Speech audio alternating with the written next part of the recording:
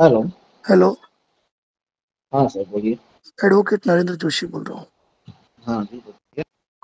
हूँ। शुभ नाम आपका? अनिमेश रॉय। क्या नाम सर? अनिमेश रॉय। कौन सी कंपनी से?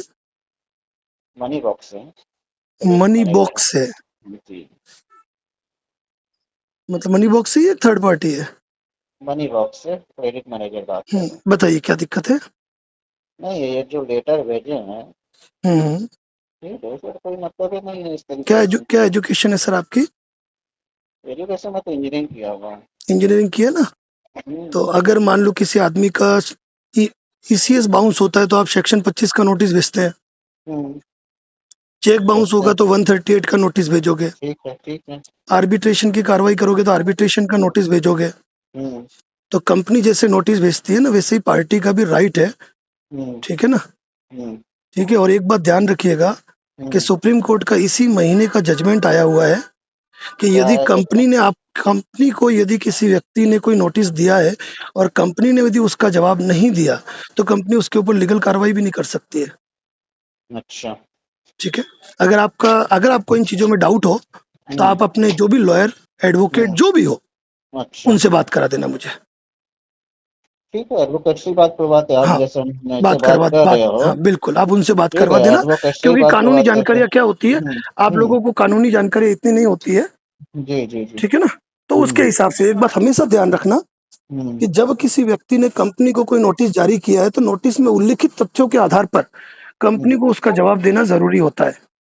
और अच्छा। जवाब नहीं दे, जैसे आप सेक्शन 25 का नोटिस भेजोगे, जवाब नहीं दे तो आप कार्रवाई हम्म। करोगे। हम्म। आर्बिट्रेशन का नोटिस दिया, ये हम्म। जवाब नहीं देंगे, ऑब्जेक्शन नहीं देंगे तो हम्म। अवार्ड हो जाएगा। तो जिस तरह हम्म। आपके नोटिस भेजने की वर्थ है ना, इसी तरह हम्म। कोई डिफॉल्टर भी, लोन डिफॉल्टर भी यदि कोई नोटिस भेजता है तो उसकी भी लीगल वर्थ होती है, यदि हम्म। उसने रजिस्टर्ड पोस्ट से भेजा है, मेल अच्छा। मेल नहीं खेला है तो। अच्छा। ठीक है। चलिए, ठीक है। और हम एक कुछ? अपना, हाँ, नहीं नहीं, अपने तरीके से भी हम भी एडवोकेट तरीके से ही बात करते हैं, फिर सही रहेगा हाँ, वो। कोई दिक्कत नहीं। ठीक है ना? हाँ, ठीक है। ठीक है, ठीक है। हेलो। हाँ सोन जी। जी सर, हो ठीक, गया। सीधी सी बात ध्यान रखना, कभी भी कोई रिकवरी करने के लिए आता क्या है, सर? कभी भी कोई व्यक्ति रिकवरी करने के लिए आता है ना, तो जी वो आपकी चीज को गलत ठहराने की कोशिश करेगा, तो आपको हमेशा खुद के ऊपर विश्वास रखना है।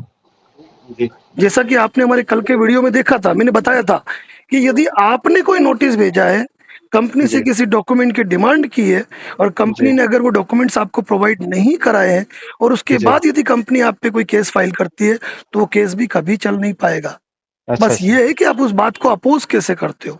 बात ओके। यही है कि प्रायर नोटिस आपने रजिस्टर्ड पोस्ट से भेजा हो, डाक जी। रसीद आपके पास होनी चाहिए, नोटिस की कॉपी यस होनी सर। चाहिए, डिलीवरी रिपोर्ट होनी चाहिए।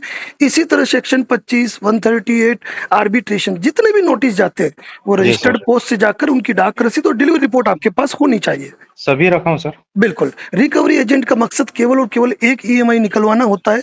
ठीक है। अगर कोई जी। अच्छे से बात करे तो अच्छे से बात करो, कोई नहीं, अच्छे बदसलूकी से करे, बात हाँ करे थे बिल्कुल, बट कोई बदसलूकी करे तो फिर रिकॉर्डिंग मोड ऑन रख के बात करो। ओके ठीक है ना? सर। यूं बदसलूकी करने वालों को हम वायरल करते हैं। ठीक है ना?